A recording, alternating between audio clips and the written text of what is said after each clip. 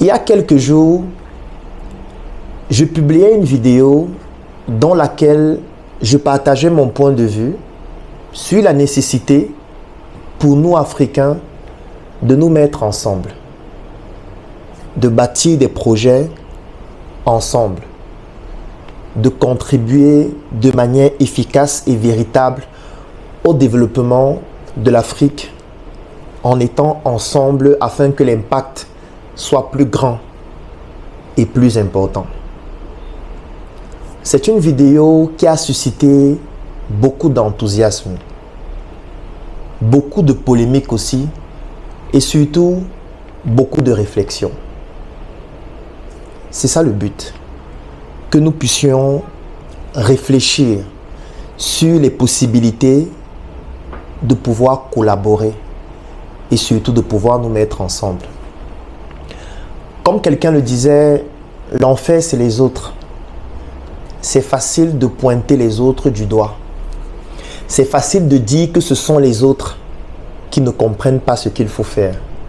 C'est facile de dire je suis le Messie et ce sont les autres qui doivent me suivre.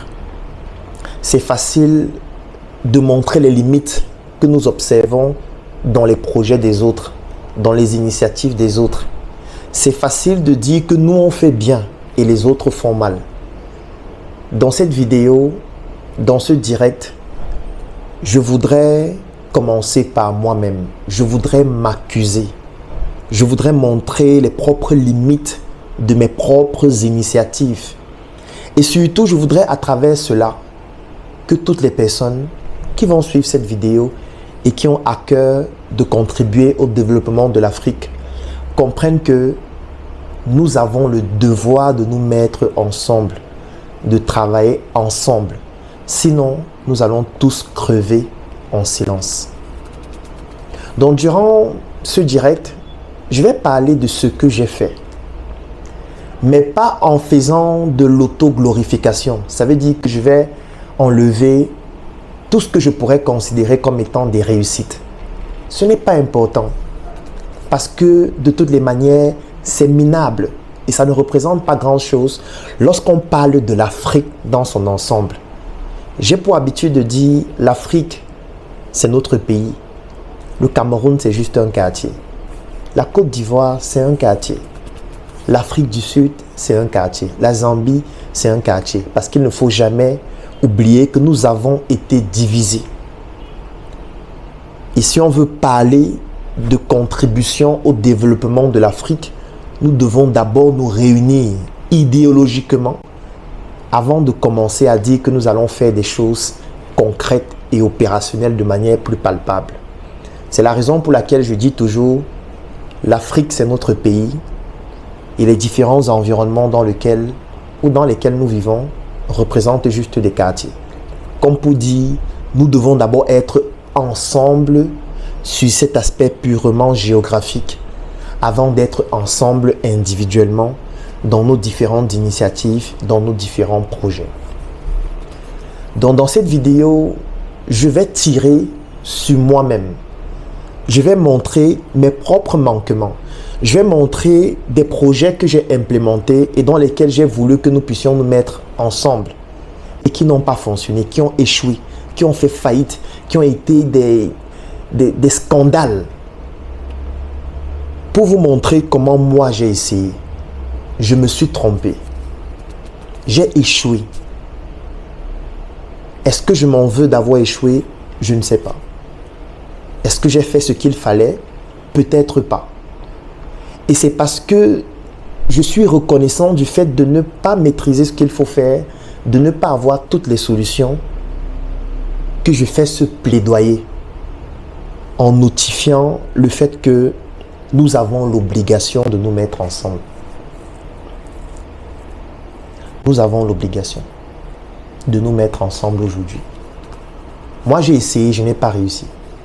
Même à l'échelle d'un quartier, ce que je fais n'a aucune influence. Même à l'échelle d'un petit environnement économique, ça n'a aucune influence. Pourtant, je le fais depuis 10 ans. Depuis 10 ans, j'entreprends. Depuis 10 ans, je mets sur pied des projets. Depuis 10 ans, j'implémente des initiatives. Depuis 10 ans, j'investis. Je pousse des gens à investir. Je pousse des gens à rejoindre les initiatives que j'ai implémentées. J'implémente d'autres initiatives dans lesquelles je rejoins d'autres personnes. Je rejoins d'autres initiatives dans lesquelles d'autres personnes les ont implémentées et j'apporte ma plus-value. Et 10 ans après, vous savez quel est le résultat? Le résultat, il est nul, il est médiocre. Le résultat n'a même pas une influence infinitésimale. Le résultat n'a permis de sauver aucun quartier de l'Afrique. Aucun. Pourtant, ça fait 10 ans. Et 10 ans après, il faut faire le bilan. 10 ans après, il faut s'asseoir pour se poser les bonnes questions. 10 ans après, il faut se poser la question, est-ce que ce qu'on fait depuis, est-ce que ça fonctionne? Est-ce que nous sommes sur la bonne voie? Est-ce qu'on peut continuer comme ça? Est-ce qu'il ne faudrait pas qu'on intègre d'autres personnes? Est-ce qu'il ne faudrait pas qu'on se rapproche d'autres personnes? Est-ce qu'il ne faudrait pas qu'on utilise le cerveau collectif? Parce que notre manière de réfléchir est limitée. Parce que nos initiatives ne sont pas complètes. Comment faire pour faire face aux contingences qui sont externes, qui ne dépendent pas de nous? Est-ce qu'il faut pleurer? Est-ce qu'il faut se lamenter? Est-ce qu'il faut passer du temps à accuser les autres? Non. Dans cette vidéo, je ne veux accuser personne. Dans cette vidéo, s'il y a une seule personne à accuser, c'est moi-même. Je m'accuse de n'avoir pas été suffisamment à la hauteur. Je m'accuse de n'avoir pas été suffisamment humble pour parfois me rapprocher des autres. Je m'accuse de n'avoir pas fait le nécessaire. Je m'accuse de n'avoir pas eu suffisamment d'intelligence afin de pouvoir comprendre dans certains cas de figure que j'étais en train de me tromper, que j'étais en train de foncer droit vers le mur. Je m'accuse parce que de toutes mes initiatives, 10 ans après, je n'ai pas réussi à réunir le maximum d'Africains. Et même ce que j'ai réussi à réunir, est-ce qu'aujourd'hui ces personnes sont convaincues que nous sommes sur la bonne voie? Je m'accuse parce que peut-être c'est moi le problème. Parce que peut-être c'est moi qui ne suis pas un bon leader. Parce que peut-être c'est moi qui n'ai pas su maintenir ces personnes dans notre écosystème. Peut-être c'est moi qui n'ai pas su me développer suffisamment vite intellectuellement, matériellement, financièrement, spirituellement pour pousser les gens à comprendre que nous devons le faire ensemble. Peut-être ce n'est même pas moi qui dois le faire. Peut-être il faut d'autres leaders. Peut-être il faut d'autres jeunes. Peut-être il faut d'autres vieux. Peut-être il faudrait qu'on se mette tous ensemble. Peut-être il faut qu'on trouve un autre moyen de continuer à se développer en étant ensemble. Et dans tout ce schéma, je suis certainement le principal responsable. Donc, je m'accuse. Dans toute cette vidéo, je vais m'accuser. Je ne veux pas donner de leçons. Je n'en ai ni qualité, ni l'autorité, ni la carrure pour donner des leçons. À qui et pourquoi?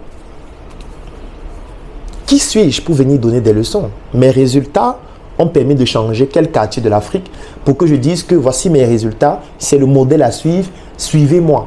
Je n'ai pas cette qualité. Je vais vous présenter les projets que j'ai implémentés.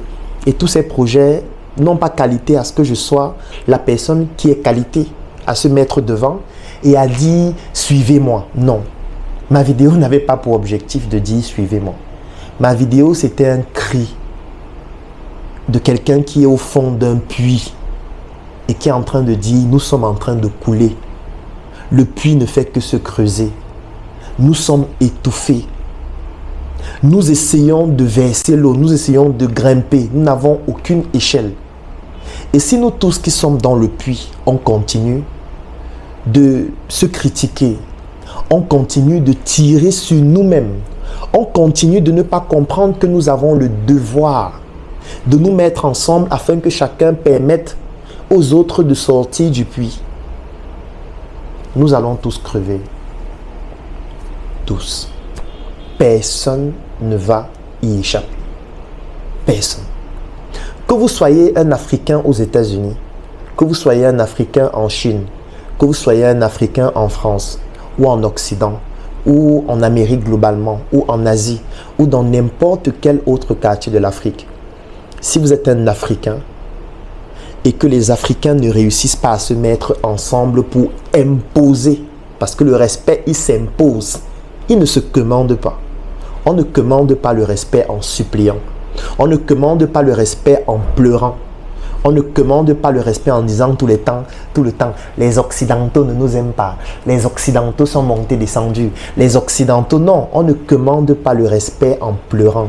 On ne commande pas le respect en suppliant les autres de nous respecter. On impose le respect par ses résultats. On impose le respect par sa discipline. On impose le respect par sa manière de travailler. Et aujourd'hui, il y a une manière de travailler universelle qui a montré ses résultats en Asie, en Amérique, en Europe. Et cette manière de travailler, c'est le travail ensemble. C'est lorsqu'on se met ensemble pour réaliser des choses. Toutes les communautés font cela. Nous sommes les seuls à ne pas le faire de manière efficace et optimale. Dans ma précédente vidéo, j'ai cité certains acteurs. Je reviendrai sur eux tout à l'heure dans mon direct. Et quand je citais ces acteurs, j'ai mis des points d'exclamation, comme pour dire, il y en a beaucoup d'autres.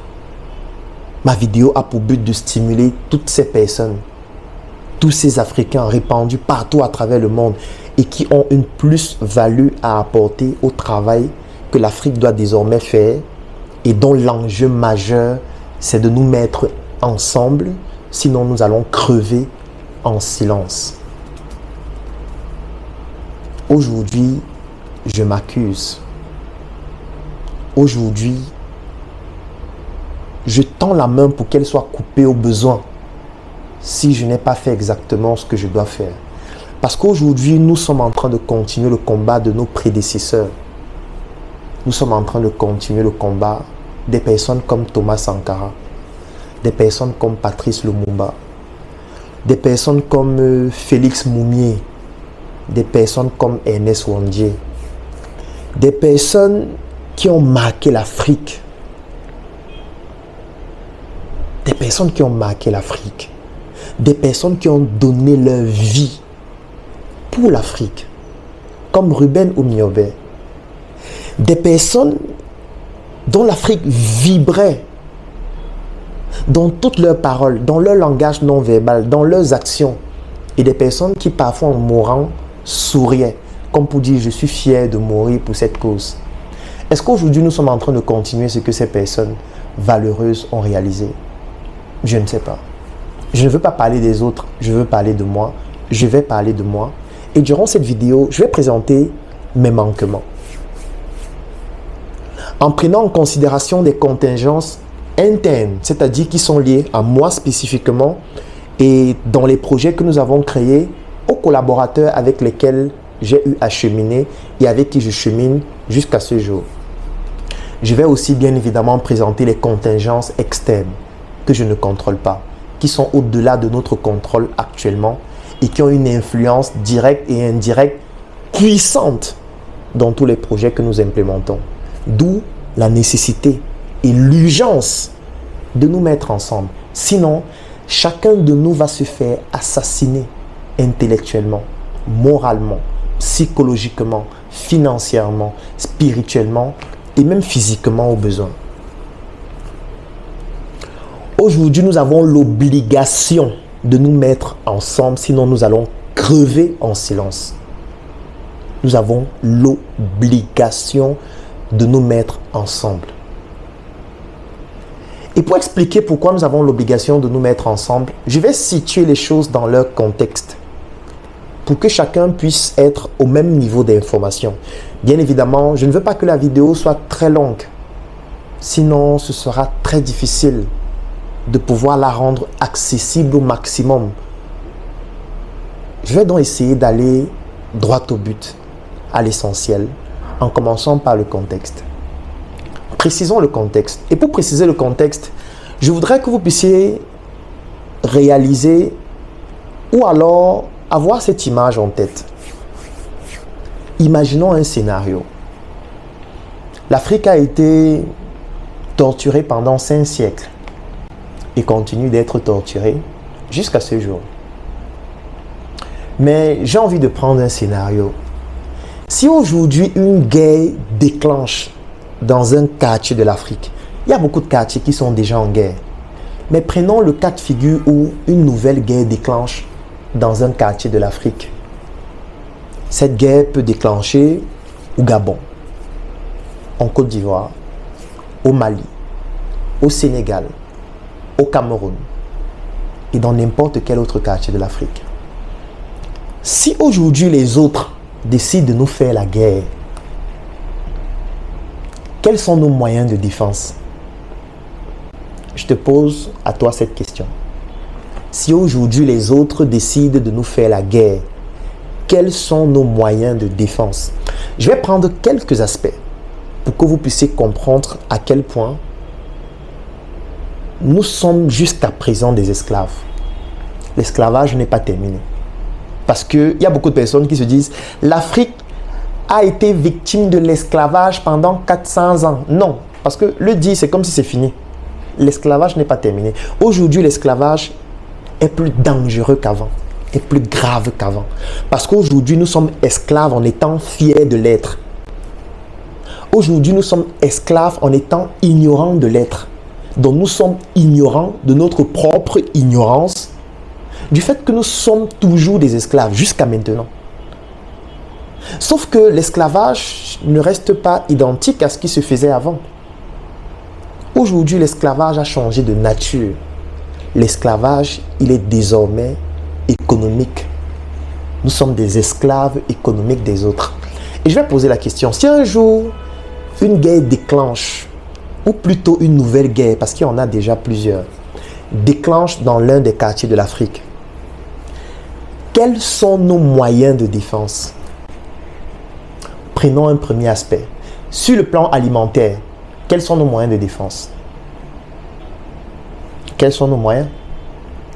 Aujourd'hui, ce n'est pas notre minable agriculture que nous pratiquons qui nous nourrit.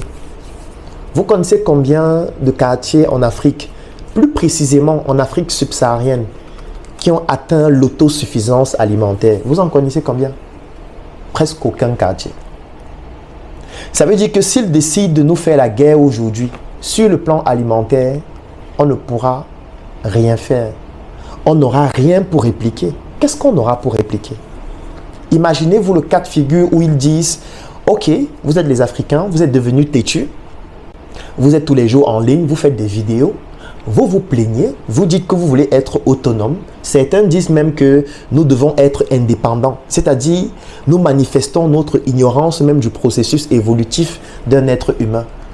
Parce que le processus évolutif ne s'arrête pas à l'indépendance. L'indépendance, c'est la deuxième étape. Il y en a une troisième. Au début, nous sommes dépendants de nos parents et de toutes les personnes qui sont responsables de nous. Comme par exemple à la naissance, on dépend de sa mère qui va nous nourrir, qui va nous habiller, qui va nous vêtir globalement, qui va nous envoyer à l'école, qui va financer nos études, nos parents. Mais à partir d'un certain instant, nous commençons à développer la deuxième étape du processus évolutif, c'est-à-dire l'indépendance. L'enfant commence à vouloir se laver lui-même. L'adolescent commence à vouloir avoir sa propre chambre, son propre téléphone. Et c'est dans l'indépendance qu'on parle du je. Je suis, je veux être, je veux avoir ceci. Je veux avoir mon téléphone, je veux avoir ma chambre. Je veux me balader avec mes amis. Mais ça, c'est la deuxième étape. Parce que l'indépendance peut donner le sentiment qu'on peut évoluer sans les autres. C'est pour ça que la troisième étape du processus évolutif, c'est l'interdépendance. Parce que nous dépendons tous des autres. Nous avons besoin des autres pour nous en sortir. Si vous êtes un entrepreneur, vous avez besoin des collaborateurs, vous avez besoin des employés, vous avez besoin des investisseurs, vous avez besoin des clients. Ça veut dire que vous ne pouvez donc pas vous développer en étant seul. Vous ne pouvez donc pas dire que vous êtes indépendant, puisque vous dépendez aussi des autres. C'est ce qu'on appelle l'interdépendance. Pour vous nourrir, vous avez besoin des plantes, vous avez besoin des fruits, vous avez besoin des légumes, vous avez besoin de l'autre pour vous développer. C'est pour ça que la troisième étape du processus évolutif, ce n'est pas l'indépendance, mais c'est plutôt l'interdépendance. Et cette interdépendance-là est aussi sur le plan économique. C'est pour ça qu'il n'y a aucun pays au monde qui est indépendant, puisqu'il n'y a aucun pays au monde qui produit tout et qui n'a pas besoin des autres pays. Aucun pays. Tous les pays ont besoin des autres pays. Parce que peut-être dans votre pays, vous n'avez pas les terres arabes, donc vous avez besoin d'un pays comme la Chine. Peut-être dans votre pays, vous n'avez pas le climat nécessaire pour pouvoir faire un certain type de culture. Vous avez par exemple besoin des pays qui ont un climat tropical comme en Afrique. En fait, nous nous retrouvons dans une situation dans laquelle nous avons toujours besoin des autres. Mais certains continuent de dire, nous voulons être indépendants. Prenons même ce cas de figure. Vous voulez être indépendant. Et les autres disent, d'accord, nous avons compris que vous voulez être indépendant. Vous devez donc vous donner les moyens de l'être. Sur le plan alimentaire, ils décident de couper ce qu'ils envoient chez nous. Nous importons le riz. Parce que notre production locale étant principalement artisanale, nous ne pouvons pas produire à présent, à l'instant T, les quantités de riz suffisantes pour nourrir toute notre population. Conséquence, nous importons du riz. S'ils décident de couper le riz qu'ils nous importent, qu'est-ce que nous faisons? Parce que c'est aussi une forme de guerre. La guerre peut être sur le plan alimentaire. Ça veut dire que les autres décident de ne plus vous vendre leurs produits. Si aujourd'hui, en Afrique subsaharienne, dans un pays comme ou un quartier comme le Cameroun, si les Occidentaux, ou alors si les Asiatiques, ou alors si toutes ces personnes décident de nous couper nos importations de riz, qu'est-ce que nous allons manger? Lorsque nous sommes dans un environnement où plus de 70% de la population se nourrit avec du riz qui vient d'ailleurs, avec des coûts de production extrêmement faibles parce que étant produit à l'échelle et qui, grâce aux accords de partenariat économique, peuvent arriver dans notre environnement économique à des coûts extrêmement faibles, hyper compétitifs par rapport à ce que nous produisons localement. S'ils décident de nous couper le riz, qu'est-ce que nous faisons? Il y a des millions de personnes qui vont mourir. Il y a beaucoup de personnes qui ne pourront pas avoir les moyens pour acheter le riz local qui coûte cher et qui va devenir encore plus cher parce qu'il y aura cette fois une inflation extraordinaire qui va aussi se faire sous forme de spéculation. Parce que quand la quantité du produit va diminuer, qu'est-ce qui va se passer? Les prix vont flamber et seuls ceux qui ont beaucoup d'argent pourront s'en sortir. Sauf que dans un environnement comme en Afrique francophone, les personnes qui ont beaucoup d'argent ne représentent même pas 5% de la population. Nous sommes dans une pyramide dans laquelle ceux qui sont au-dessus et qui ont beaucoup d'argent représentent maximum 5 à 10% de la population. La plus grande base, ce sont des pauvres qui ne peuvent pas se nourrir, qui déjà actuellement, malgré les importations, n'arrivent pas à se nourrir normalement. Imaginez-vous s'ils décident de nous couper le riz, s'ils décident de nous couper le blé, comme c'est le cas actuellement à cause du conflit en Ukraine avec la Russie. C'est ce qu'on appelle une contingence externe que nous ne contrôlons pas. Sauf qu'ils sont en train de faire la guerre, mais étant donné que nous dépendons d'eux, c'est pour ça que je dis que nous sommes interdépendants, du fait qu'eux nous envoient leur blé, notre business est paralysé. Parce que nous avions une boulangerie qui tournait grâce au blé qui venait d'ailleurs, qui était subventionné par notre État ici au Cameroun. Et du coup, qui avait des coûts extrêmement compétitifs et on n'avait pas besoin de se casser la tête. On commande chez le fournisseur, ça vient au port, on dédouane et puis on utilise cette farine pour faire son produit. Maintenant qu'il y a un conflit là-bas et que les quantités de farine de blé ne peuvent plus venir de manière suffisante, qu'est-ce qu'on fait? Ils peuvent nous faire la guerre alimentaire. J'ai juste pris quelques exemples, le riz. J'ai pris l'exemple avec le blé. Je peux prendre l'exemple avec le lait. Je peux prendre l'exemple avec tous les produits agroalimentaires de base dont nous ne produisons pas suffisamment les quantités qui permettent de nourrir ne serait-ce que notre population. Est-ce que Claudel seul peut produire toutes ces quantités? Même si on prend un seul produit? Non, il ne peut pas le faire. Est-ce que Claudel peut produire 500 000 hectares de blé pour subvenir aux besoins de quelques quartiers africains? Claudel seul ne peut pas le faire. Ça veut dire que s'ils nous font la guerre aujourd'hui sur le plan alimentaire, nous n'avons aucun moyen de riposter de façon efficace à l'instant T. Je parle de l'instant T. Certains vont venir me dire, non, ça va nous permettre de nous préparer, de faire ceci, de faire cela. Oui, vous vous préparez, mais il y a des millions de personnes d'abord qui vont mourir. Il y a des millions de personnes qui vont descendre dans la rue en disant, nous avons faim. Il y a des millions de personnes qui vont commencer à piller les richesses des autres. Il y a des millions de personnes qui vont casser les boutiques pour prendre à manger. Il y a des millions de personnes qui vont attaquer ceux qui ont de l'argent pour leur dire c'est à cause de vous que nous sommes dans cette situation. Il y a des millions de personnes qui vont faire une révolution sociale. En fait, cette guerre économique sur le plan alimentaire va entraîner une guerre civile. Ça va entraîner une guerre civile. La guerre civile va entraîner une guerre sociale, une guerre hospitalière, une guerre sanitaire. Qu'est-ce que nous avons pour répliquer par rapport à ça actuellement? Nous n'avons rien. Et aucun projet de Claudel ne peut résoudre ça. J'ai envie d'aller plus loin. Aucun de nos projets pris individuellement ne peuvent résoudre ce problème de guerre économique sur le plan alimentaire s'ils nous mènent réellement cette guerre. C'est pour ça que nous avons l'obligation de nous mettre ensemble. Ce n'est pas parce que Claudel va être devant, il dit qu'il va être le leader. Non, si quelque chose de pareil arrive, nous allons tous crever.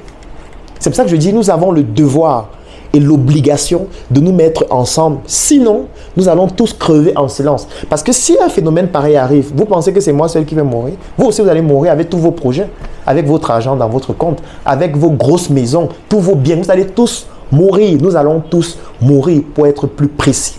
Ça veut dire que nous allons crever en silence s'ils nous mènent une guerre alimentaire. Qu'est-ce que nous allons faire sur le plan militaire s'ils nous mènent une guerre? Quoi? Nous fabriquons les armes? Non. Nous fabriquons les chars de guerre, nous fabriquons les engins militaires. Nous ne fabriquons presque rien. En mieux, c'est eux qui nous vendent ce que nous utilisons. Et vous savez que si moi je fabrique une arme et je te vends cette arme, ça veut dire que j'ai aussi les moyens technologiques de contrer l'arme que je t'ai vendue. J'ai les moyens de savoir quel est ton niveau technologique sur le plan militaire parce que c'est moi qui te vends les armes. Et du coup, je sais que si on a un conflit militaire, je sais quelles sont les armes que je dois utiliser pour te neutraliser. Parce que je connais quel est ton arsenal militaire, puisque c'est moi qui t'ai vendu. Donc, au-delà déjà de pouvoir avoir cette supériorité sur le plan militaire, parce que c'est eux qui nous vendent cela, ils peuvent en plus stopper notre approvisionnement en armes, en chars de guerre, en hélicoptères et en tout appareil militaire. Qu'est-ce qu'on aura pour répliquer? On aura la Startup Academy de Claudel qui fait les formations. On aura le chocolat Choco que Startup Food, qui est l'une de nos filiales, a eu à mettre sur le marché. C'est ça qu'on aura pour répliquer. S'ils viennent et ils nous stoppent leur approvisionnement militaire et ils anticipent sur nous en utilisant des engins militaires supérieurs à ce qu'ils nous ont vendus. Moi, qu'est-ce que je pourrais faire? Je ne pourrais rien faire seul. Aucun de mes projets seul ne pourra résoudre ce problème. Aucun. Et aucun des projets de tous ceux qui sont en train de militer pour contribuer au développement de l'Afrique ne pourront permettre de résoudre ce problème. Aucun de nos projets pris individuellement ne peuvent résoudre ce problème. Aucun. Ils vont nous éliminer et on va tous crever en silence sur le plan militaire. On ne peut rien faire. Moi seul, je vais faire quoi? Je ne peux rien. On va juste se rendre. Et peut-être ils vont encore nous mettre des chaînes et on va être des esclaves comme avant. Sur le plan alimentaire, on ne peut rien. Sur le plan militaire, on ne peut rien. Sur le plan sanitaire, si aujourd'hui ils décident de nous couper les médicaments qu'ils envoient chez nous, qu'est-ce qu'on fait? Oui, nous consommons leurs médicaments quand nous avons mal à la tête. Nous consommons leurs médicaments lorsque nous avons des inflammations, lorsque nous avons des infections. Lorsque nous allons nous rendre dans un hôpital ou dans une structure hospitalière, nous avons des professionnels de santé qui au quotidien prescrivent leurs médicaments. Donc, la plupart sont subventionnés. Qu'est-ce que nous allons faire s'ils décident du jour au lendemain, en nous faisant une guerre sanitaire ou une guerre biologique, de couper tous les médicaments qu'ils envoient chez nous? Qu'est-ce que nous on va faire? On va utiliser le roi des herbes, c'est ça? Ou le Ngulbetara, c'est ça qu'on va utiliser pour soigner les personnes qui ont des infections sévères à l'hôpital dans des stades de gravité extrême. Qu'est-ce qu'on fera? On n'a même pas le matériel opératoire, on n'en fabrique même pas. S'ils coupent tout le matériel qu'on utilise à l'hôpital, au bloc opératoire, lorsqu'il y aura un nouveau Bensikiner qui a été victime d'un accident de la voie publique, qui arrive à l'hôpital avec un traumatisme crânien, comment on va faire pour l'opérer? Lorsqu'on ne fabrique rien de ce qui est utilisé au laboratoire, rien de ce qui est utilisé au bloc opératoire, qu'est-ce qu'on va faire? Quel est le projet de Claudel qui va résoudre ce problème-là? Aucun projet. Tous les projets que je fais depuis 10 ans là, aucun de ces projets ne peut résoudre ce problème s'ils décident de nous couper leurs médicaments. S'ils décident de nous mener une guerre bactériologique, ça veut dire qu'ils développent en laboratoire, in vitro comme on le dit en médecine, ils développent par exemple des bactéries super résistantes à tous les antibiotiques que nous avons, ou alors des virus, et ils viennent ici nous inoculer cela. Qu'est-ce qu'on a pour résister? Quels sont les laboratoires pointus avec des plateaux techniques à la hauteur pour pouvoir même identifier le problème, de pouvoir combattre le problème, de pouvoir mettre sur pied des molécules en temps réel et rapidement pour sauver notre population? Quel est le projet de Claudel qui peut résoudre ça? Aucun projet de Claudel. Ça veut dire que tout ce que Claudel fait depuis 10 ans, il bavarde en ligne, il a ses projets, il a mis sur pied la Startup Academy avec ses équipes, le NSC, tout ce qu'on a mis sur pied là. En fait, vous savez ce qui va se passer? On va tous crever en silence parce qu'aucun projet de Claudel ne pourra résoudre ce problème. Aucun projet. Après 10 ans de travail.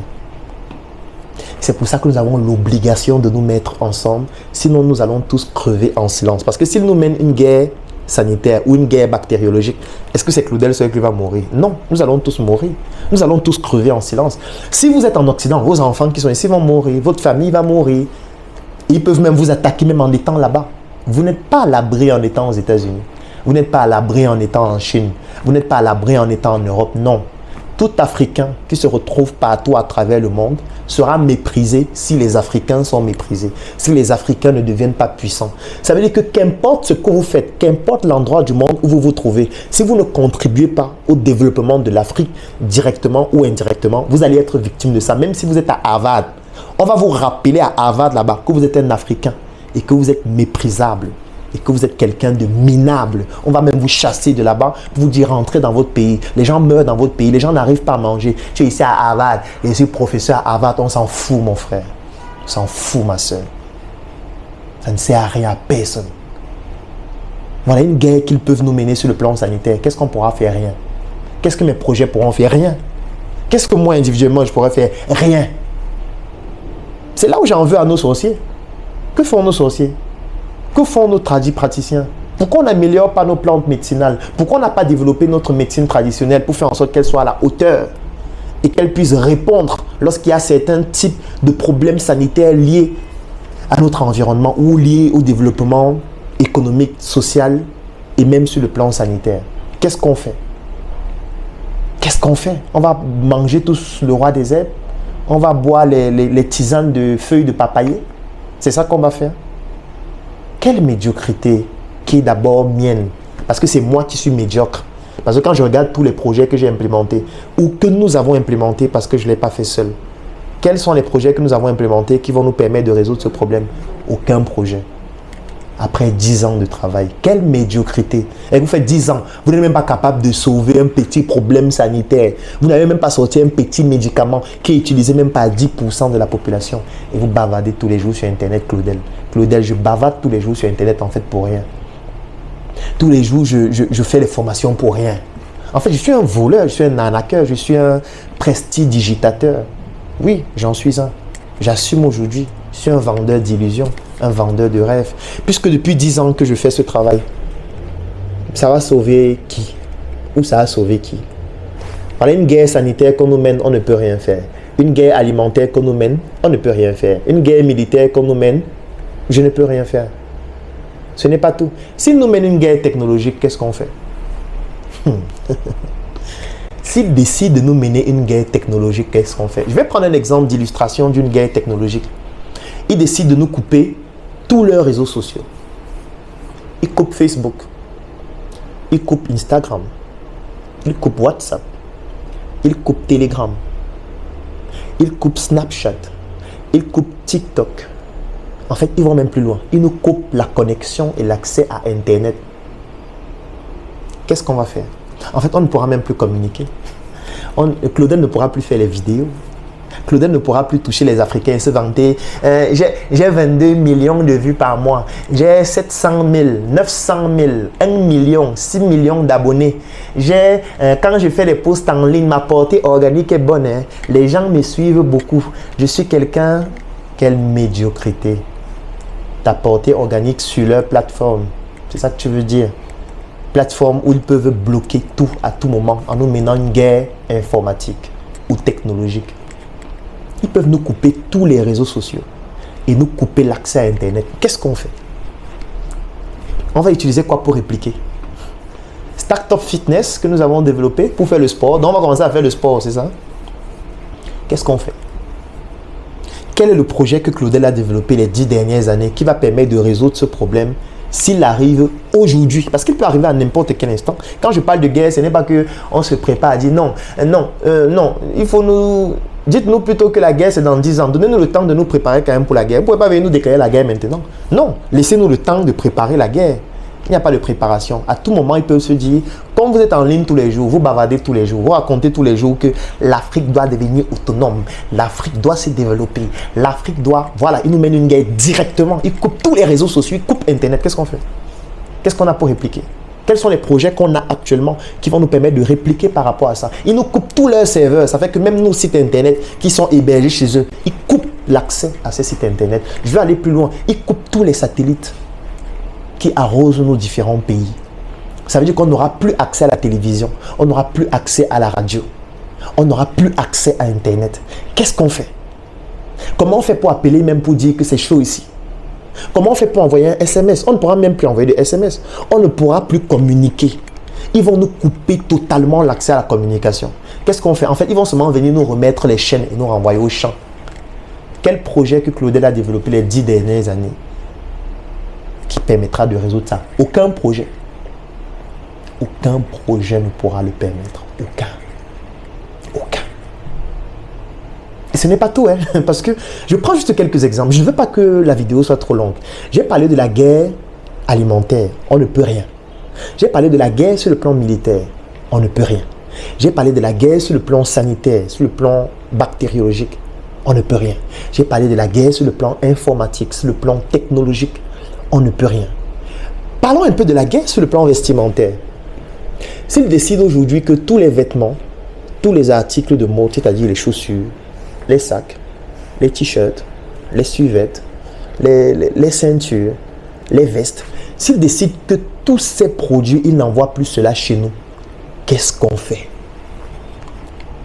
Qu'est-ce qu'on fait? Comment on s'habille? Comment on s'habille? Où est-ce qu'on prendra le coton? Parce que déjà les quantités qu'on produit localement sont extrêmement faibles. Ils suivent un circuit qui est déjà verrouillé par eux-mêmes. Ce qui fait qu'on n'aura même pas la matière première pour pouvoir le faire. Est-ce qu'on aura les outils de production en quantité suffisante pour le faire? Est-ce qu'on aura les ressources humaines suffisantes qui ont la compétence pour le faire? Est-ce qu'on a déjà des usines qui produisent à l'échelle pour le faire? Et même si on a, est-ce que le coût sera accessible comme c'était le cas avant? Déjà qu'actuellement, le coût est très faible.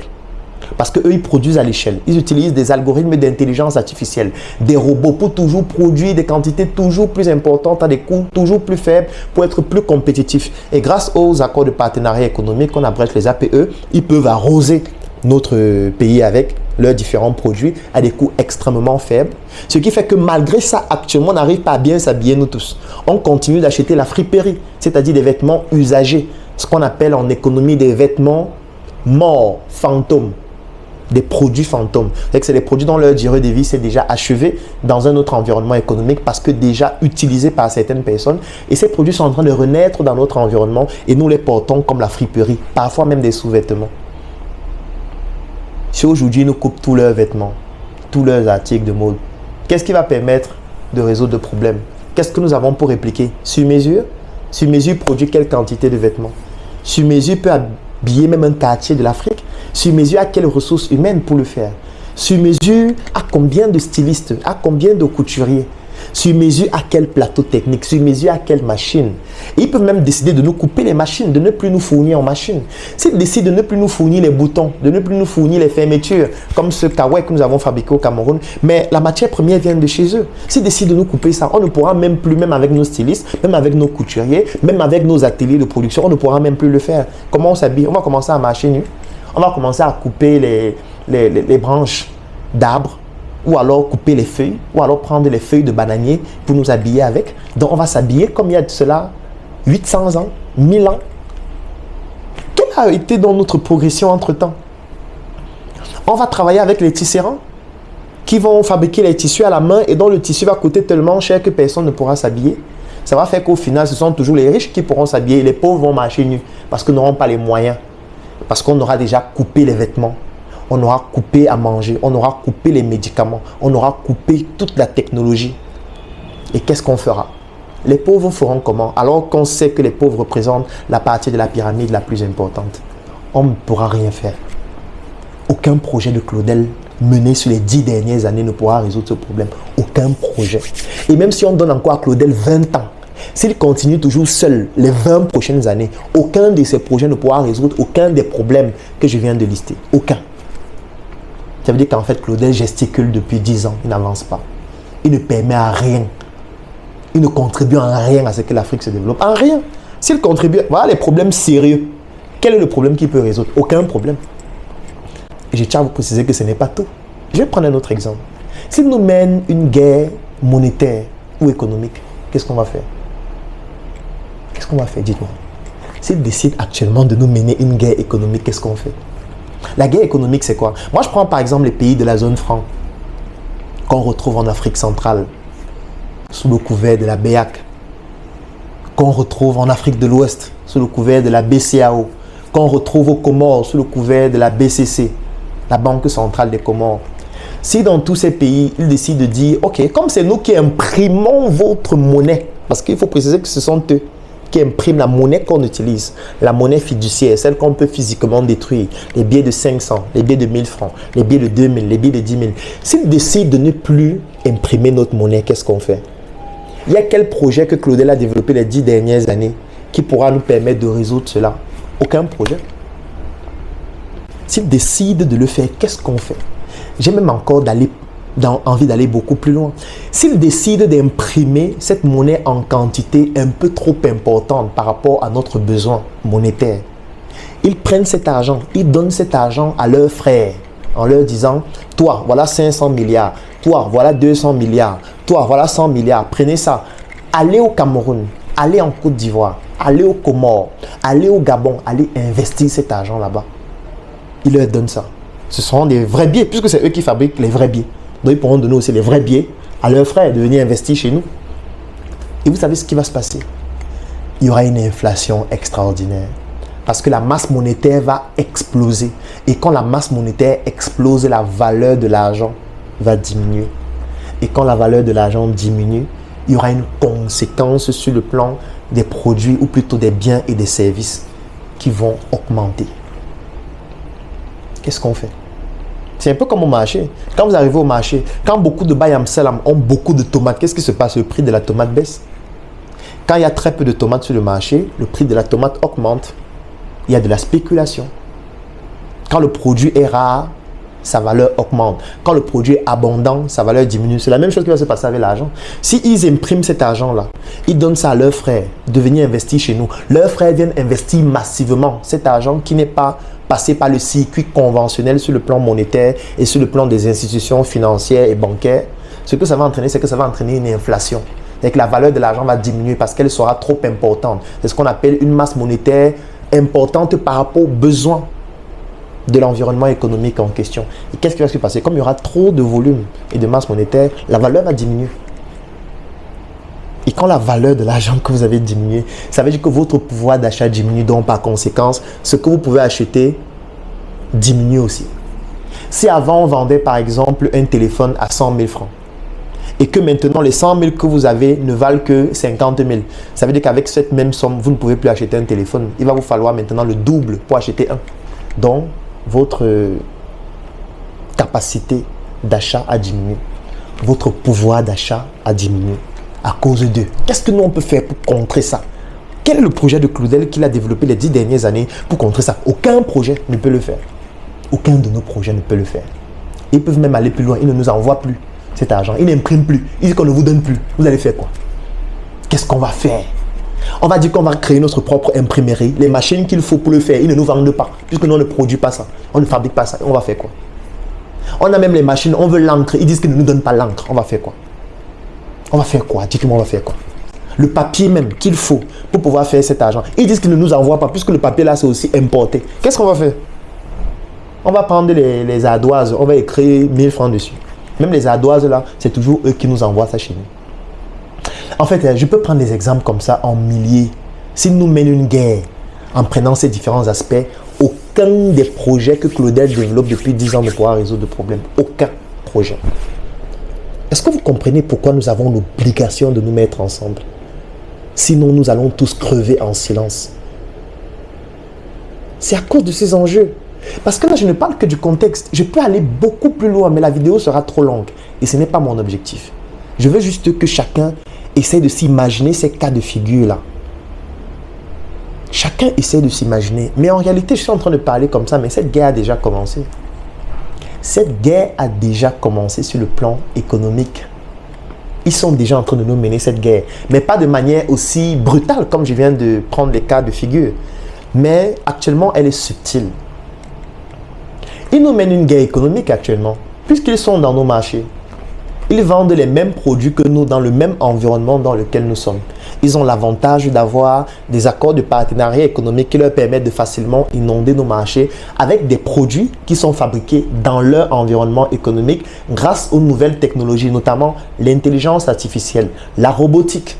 Ça veut dire qu'aujourd'hui, avec leurs nouvelles technologies, ils peuvent produire des quantités extrêmement importantes. Ils ont réussi à réduire considérablement les ressources humaines qui interviennent dans les industries grâce aux algorithmes d'intelligence artificielle, grâce à la robotique, ce qui fait que leur coût de production a considérablement diminué. Et qu'est-ce qui se passe? Quand ils réussissent à produire des quantités aussi importantes à des coûts aussi faibles, en envoyant ça chez nous grâce aux APE sans payer la douane et quoi que ce soit, et ils viennent vendre ça dans nos mêmes marchés. Ils viennent vendre ça dans nos mêmes environnements, à nos mêmes populations. Et pour vendre ça, ils ont des outils de guerre. Ils ont les médias pour faire la publicité parce que les médias, c'est eux. Les satellites qu'on utilise, c'est eux.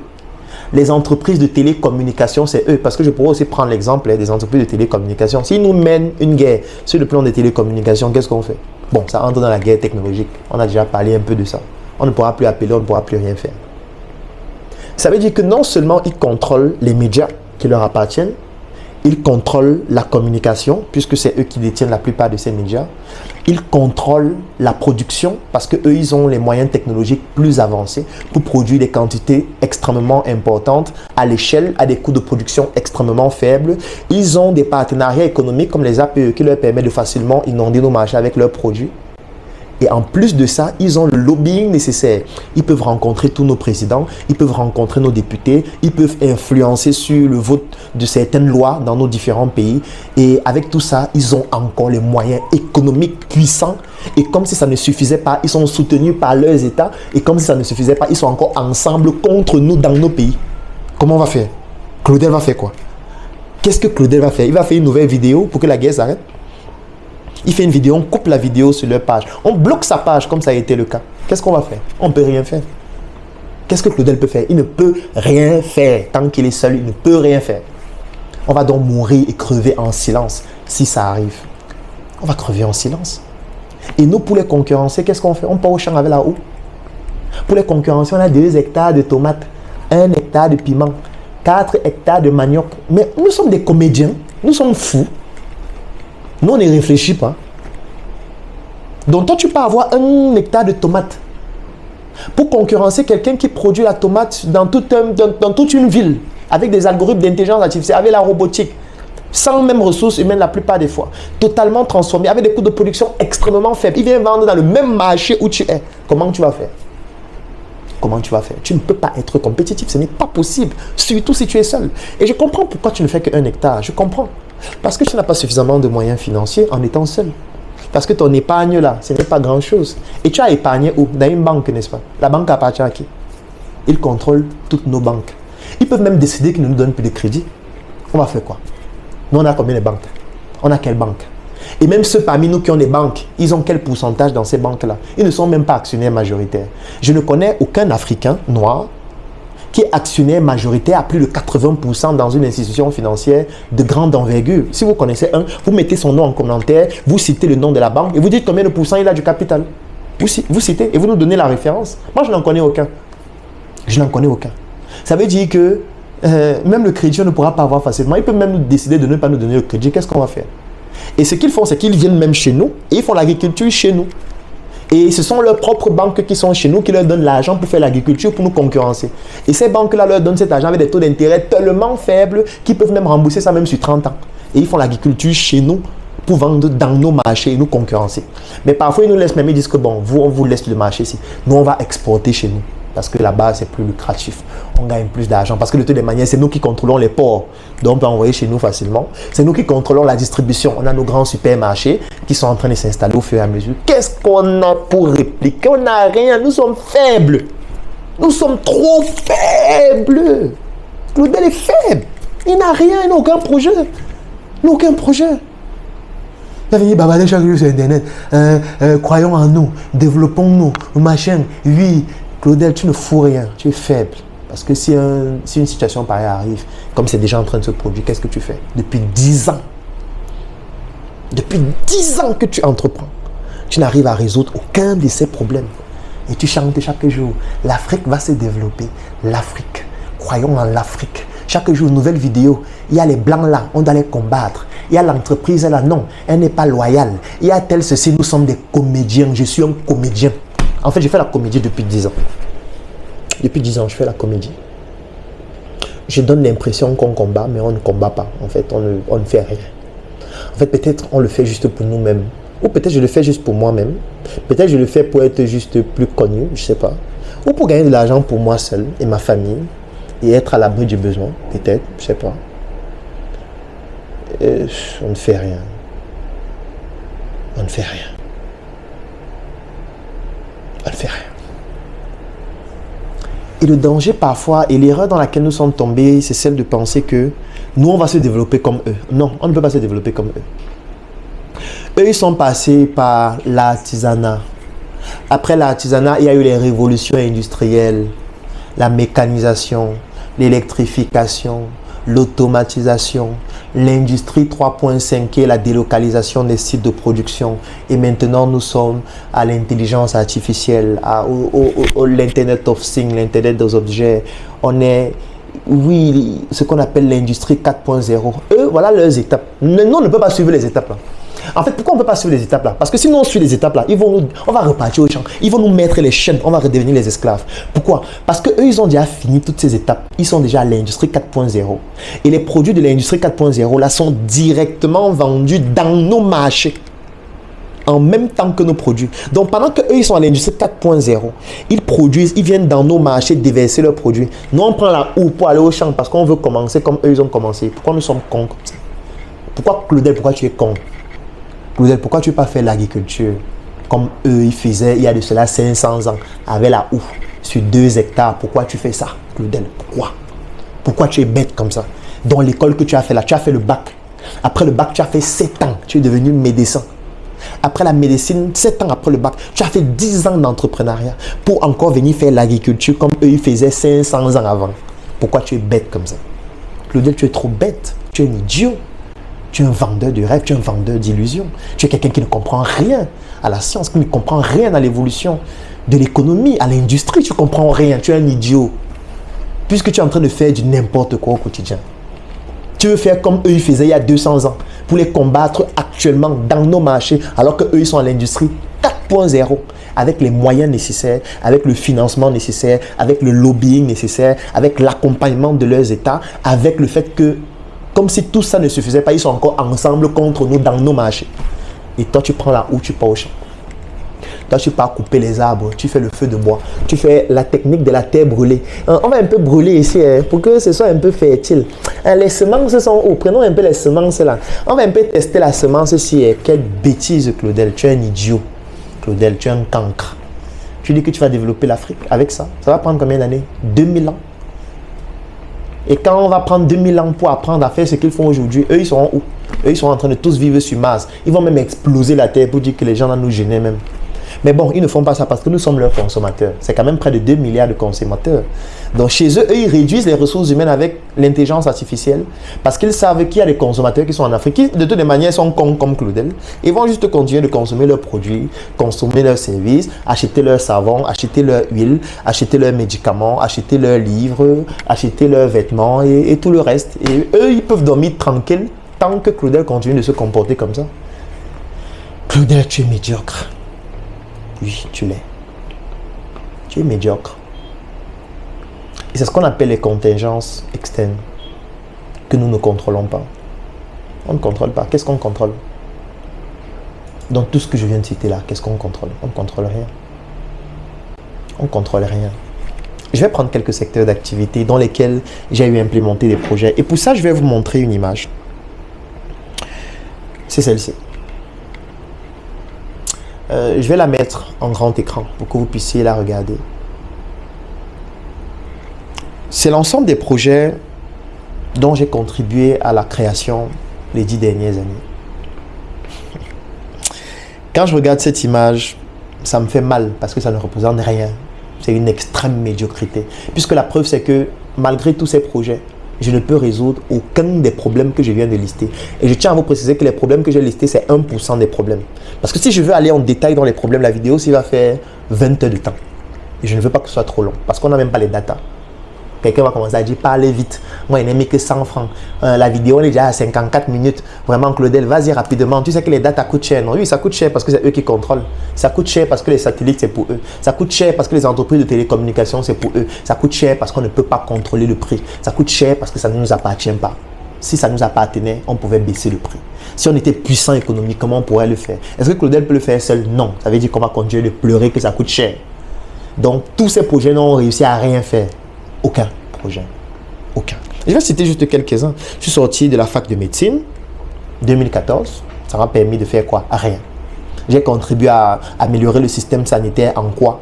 Qui est statistiquement significatif par rapport aux problèmes qu'on rencontrait lorsque je sortais jusqu'à ce jour. Rien. Donc, mes 7 ans après le bac n'ont servi à rien. Premier projet, Global Archive, on faisait dans l'agriculture. Aujourd'hui, là, on est quoi? Rien. Faillite. Global Investment Corporation, un autre projet où on faisait l'agro-pastoral, l'élevage, comme beaucoup. Je fais un coucou à tous les éleveurs. On faisait l'élevage. On avait les bandes de 50 poulets, 100 poulets, 200 poulets. Donc, ça ne peut même pas permettre de nourrir même ta famille nucléaire pendant un mois. On se vantait qu'on fait l'élevage. N'importe quoi, Claudel. Médiocre. Secret industriel. Le but, c'était de démocratiser un certain type de formule qui, pour le moment, était un peu comme caché. Parce que tu demandes à quelqu'un, voilà, je t'ai vu fabriquer un savon, là, je veux que tu me montres comment faire. Il dit non, non, non, c'est mon secret. Et moi, ça m'énervait. Je disais, il faut qu'on démocratise tout ça. Donc, on a commencé à faire des formations à des coûts extrêmement faibles pour montrer comment on fabrique l'ensemble de ces produits, des formations en cosmétique, des formations en beaucoup de domaines d'activité. Ça nous a permis de faire quoi? Rien.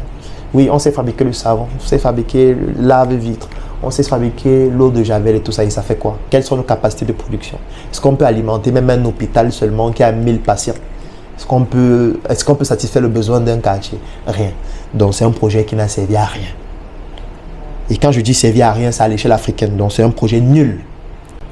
Je prends un autre projet, SOS Médecins Cameroun. Oui, on consultait à domicile. On fait ceci. On a consulté combien de patients depuis qu'on a créé ce projet en 2015? Ça n'atteint même pas 10 000 patients. Et 10 000 personnes, ça représente quoi? Même pour un petit quartier comme le Cameroun. Ça ne représente même pas un quartier. C'est qu'on n'a même pas pu sauver un quartier du quartier Cameroun. Donc, ça n'a servi à rien. Médiocre, nul, Claudel. Médecin 2.0, c'était un projet à travers lequel je voulais accompagner les professionnels de santé à pouvoir créer leur propre structure hospitalière. Pourquoi on ne soit pas tous des chômeurs? Puisque la réalité, c'est que nous sommes médecins et chômeurs. Donc, on finit d'être médecin, on demande de travail. Pardon, je vais travailler. Le concours d'intégration, là, ça se passe comment? Machin. On finit, on n'a pas le concours. Comme moi, je n'ai pas eu le concours et on veut se lancer en entrepreneuriat, on n'a pas de capitaux. Je me suis battu au départ pour créer SOS Médecins avant que mes collègues viennent me rejoindre. Et puis, après, je me suis dit non, il faut que je puisse accompagner d'autres médecins à pouvoir le faire. Je peux citer des personnes qui ont participé à cette formation comme le docteur Raphaël Bonnier, qui est le promoteur de la plateforme Allo Docteur. Je peux citer le docteur Rosina Zega, qui est promotrice de la plateforme Sama Pediatrics Care, qui font un très bon travail en ligne. Mais quand on regarde, ça permet de toucher combien de personnes? Est-ce que ça peut sauver l'Afrique? Je ne pense pas. Donc, Claudel, même avec Médecin 2.0, tu es médiocre. Nous avons un cabinet ici à la Nouvelle Route Bastos. Oui, on consulte combien de patients par an? On touche quelle proportion de la population? Quelle est l'influence vraiment qu'on a? Nul et médiocre, Claudel. J'ai vendu mon lit. Oui, tu as vendu ton lit et ça fait quoi? On s'en fout, mon frère. Tu as vendu ton lit, ça a permis de sauver qui? Ça a permis d'apporter quelle solution? Aucune de pertinente. 1 million d'abonnés sur toutes mes plateformes en ligne et toutes les plateformes et des projets dans lesquels j'ai contribué. Ça a permis de faire quoi? En fait, c'est 1 million d'abonnés sur leur site, 1 million d'abonnés sur leurs réseaux sociaux. Donc, ils peuvent décider du jour au lendemain de nous supprimer. Suppression terminée. Et on disparaît. Les 1 million d'abonnés, là, ça devient zéro. Ils nous chassent même de leur plateforme. Ils nous bannissent même. Donc, tes 1 million d'abonnés, là, on s'en bat les couilles, Claudel. Ça ne vaut rien. Je renais de mes cendres. Oui, parce que je suis artiste aussi. Moi, je fais du rap. Quand j'étais en fac de médecine, je rappelle, j'ai sorti un EP en novembre 2021 qui s'appelle Je renais de mes cendres. 7 titres où j'essaye de sensibiliser les Africains avec des messages subliminaux, des clips en dessin animé pour toucher beaucoup plus les enfants. Ça a touché combien d'Africains? Pas beaucoup. Et même si ça les touche, ça fait quoi? Est-ce que ça nourrit quelqu'un? Est-ce que ça permet à quelqu'un de trouver un emploi? Est-ce que ça réduit le chômage? Donc, Claudel, du n'importe quoi une fois de plus. Le coffret VIP. Oui, tu as sorti un coffret qui est en forme de fusil dans lequel tu as mis tes formations. On s'en fout, mon frère. Formation, c'est quoi? Ça permet à qui de se nourrir? Ça permet à qui de se vêtir. Ça permet à qui de sortir de la précarité dans laquelle il est. À personne. C'est du n'importe quoi. 87 produits sur le marché. Oui, nous avons 87 produits sur le marché. Et ça fait quoi? Notre capacité de production, c'est de combien de produits par mois? Cette capacité de production peut servir à un marché même d'une ville, même une ville seulement du Cameroun? Non. Donc, ça ne peut pas sauver l'Afrique. Impossible. Les livres, j'en ai publié 8. Stop à cette mensonge sur le VIH-Sida. La fonction marketing à l'hôpital. Le jeune entrepreneur africain, tome 1. Un médecin atypique. Les 100 idées de projets à développer sans financement. Le coronavirus de A à Z. J'ai sorti ma bande dessinée Docteur Numbissier et j'ai sorti un livre récemment, le guide pratique, la tontine structurelle en Afrique. Ces livres ont déjà été vendus à plus de 45 000 exemplaires. Je parle de 45 000 exemplaires. Ça veut dire que ce n'est même pas un quartier du Cameroun. Même pas un quartier. Je ne parle pas d'une ville. Vous savez que ça n'a même pas pu influencer. Si on prend le nombre total des personnes qui ont acheté, ça ne représente même pas un quartier. Donc même si la solution mondiale qui permet de sauver l'Afrique se trouvait dans ce livre, ça n'aurait même pas permis de sauver un quartier, puisque ce n'est que 45 000 personnes qui l'ont acheté. N'importe quoi, Claudel. En fait, ça ne sert à rien. Sur mesure, oui, on a créé cette marque sur mesure. Vous allez toujours voir sur mes vidéos SM, comme ce survêt SM, qui a été fabriqué, mais quelle est notre capacité de production de ce survêtement par mois? On ne peut même pas fabriquer 1000 par mois. On ne peut même pas. 1000, ce n'est même pas un quartier. Donc même si toute l'Afrique dit aujourd'hui, Claudel, on trouve que sur mesure c'est une très belle marque. On veut que tu nous produis les sous-vêtements. On a 1 million de personnes qui ont besoin de ça toutes les 2 semaines. Qu'est-ce qu'on pourra faire? On ne pourra rien faire. Claudel ne peut rien faire puisqu'il ne pourra pas produire ça. Puisqu'il n'a pas le plateau technique pour le faire. Puisqu'il n'a pas l'usine qui a la capacité de production qui permet de le faire. Et même s'il avait cette usine, où est-ce qu'il prendrait la matière première? Où est-ce qu'il prendrait les ressources humaines? Parce que l'école n'est pas en train de former des personnes qui peuvent travailler dans ce type d'usine. Comment est-ce qu'il ferait? En fait, il ne pourrait pas servir le marché. Même si le besoin est réel, il ne pourrait pas. Et c'est ça que nous sommes en train de vivre actuellement. Nous avons des personnes qui nous contactent du Togo, qui nous contactent du Mali, qui nous contactent du Sénégal, qui nous contactent de la Côte d'Ivoire en disant « On veut représenter vos produits ici. Comment faire ?» Comment on va faire en fait? Comment est-ce qu'on va produire ici pour faire que ça arrive au Togo? Comment on va produire pour que ça arrive en Côte d'Ivoire? Lorsqu'on sait que la logistique pour faire en sorte qu'un produit quitte du Cameroun pour arriver en Côte d'Ivoire coûte plus cher que la logistique qui permet au produit de quitter de la Chine pour la Côte d'Ivoire. N'importe quoi, Claudel. Nul. Prenons un autre projet. C'est mon cabinet de consulting, le Claudel Numbissier International Consulting. C'est de là que je suis en train de réaliser cette vidéo aujourd'hui. Nous avons développé un ensemble de projets, comme par exemple une force de vente qui est constituée de plus de 1000 vendeurs. Nous avons développé une équipe de football, CNIC FC. Nous avons créé un groupe qui s'appelle le Claudel Numbissier Business Group, dans lequel il y a près de 1000 Africains avec lesquels nous sommes en train de faire des projets. Nous avons créé la tontine structurelle africaine, à travers laquelle nous sommes en train de développer 2 projets. Un qui s'appelle Njoka, qui est une usine agroalimentaire de chips. Un deuxième qui est Smart City, où nous sommes en train de construire une petite ville dans laquelle il y aura des maisons qui sont à vendre avec un espace de vie. Ça touche combien de personnes? Ça ne touche même pas 5000 personnes. N'importe quoi, Claudel. 5000 personnes, c'est un quartier. Ce n'est même pas une ville de l'Afrique, c'est un quartier. Je vais continuer. Startup Academy, oui. On parle de Startup Academy qu'on a créé en 2016. Oui, voilà quelques statistiques de la Startup Academy. 730 conférences, 26 740 participants qui ont participé à nos conférences, 167 formations vidéo que nous avons déjà eu à produire, qui ont déjà été vendues à plus de 26 000 personnes et 2,5 milliards d'investissements faits les 6 dernières années. Quelle blague! Rien que l'immeuble dans lequel je suis actuellement, sa valeur, c'est plus de 2,5 milliards. Ça veut dire que en fait, tout ce qu'on a fait, si on prend seulement les investissements, ça ne vaut même pas l'immeuble dans lequel je suis actuellement à la nouvelle route Bastos, c'est la capitale du Cameroun. L'immeuble Y Building, où vous allez voir le NS et le Numbissier Resource Centers au 3e étage. Donc, tout ce qu'on a investi en 6 ans, ça ne vaut même pas la valeur de l'immeuble où je suis avec le terrain. Donc, on n'a même pas pu influencer quelque chose qui est supérieur à un immeuble comme celui-ci. Quelle médiocrité. Mais on a formé des gens, oui, des milliers de personnes à travers l'Afrique et le monde même. Et qu'est-ce que ça a donné? Rien. Ils ont fait tous des tout petits projets à petite échelle, à l'échelle artisanale. Ça a permis de sauver quel quartier de l'Afrique, quel pays de l'Afrique? Aucun pays. Ça n'a rien fait. Donc, du bullshit, une fois de plus. J'ai parlé du NSC tout à l'heure, le Numbissier Resource Centers, qui est dans cet espace, qui est à la nouvelle route Bastos, à la capitale du Cameroun. Oui, c'est dans un quartier résidentiel. Oui, c'est très beau. Oui, on a investi des centaines de millions ici. Ça a permis de sauver qui? Personne.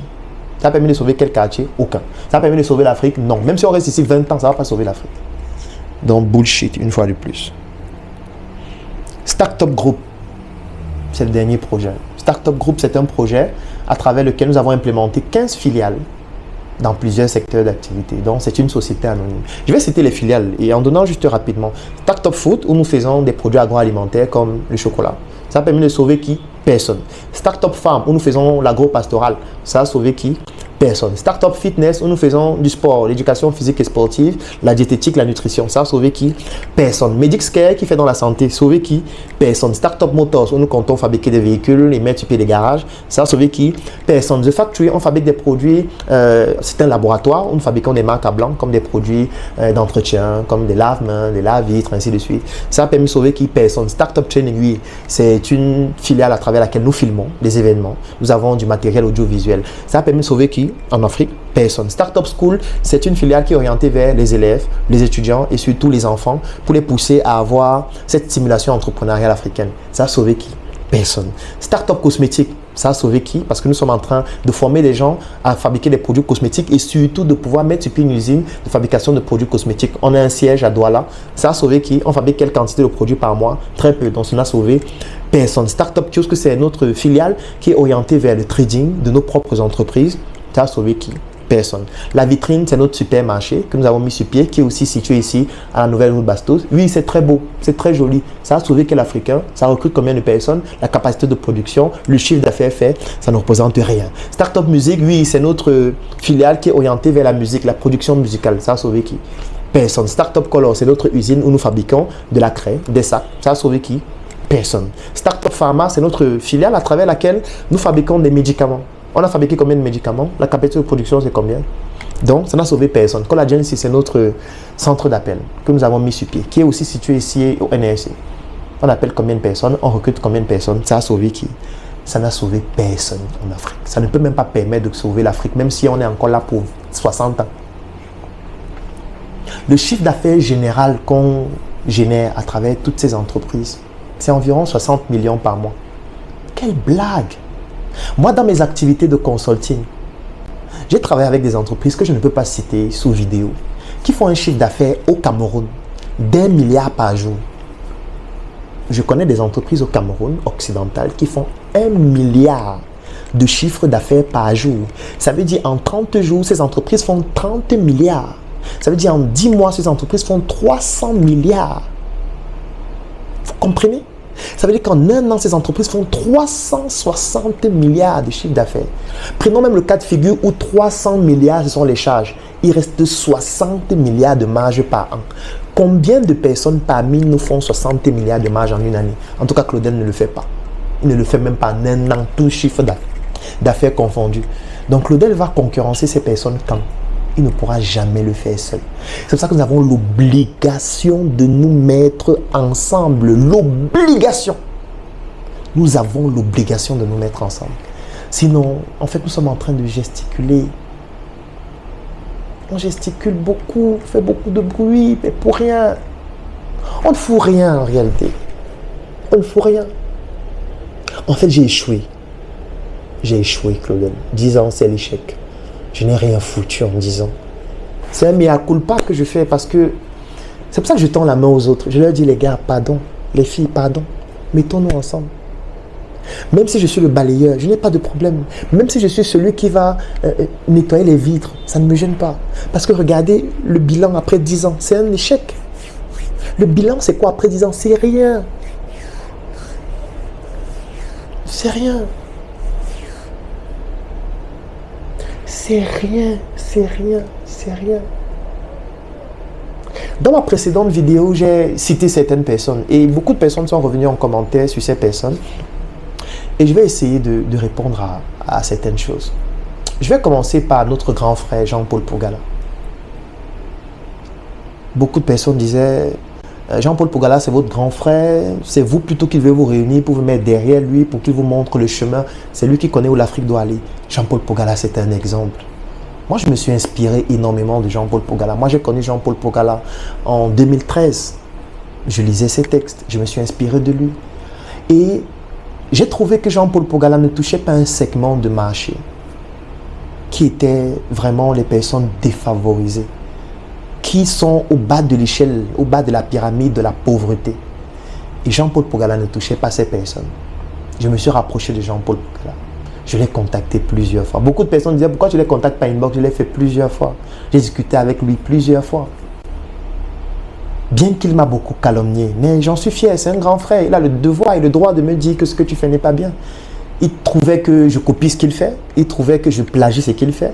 Il m'a cité plusieurs fois, nommément. Je l'ai capturé dans ma machine, sur ses pages en ligne en disant que je suis un voleur, je suis un escroc, j'escroque des gens. Il a fait des articles sur moi.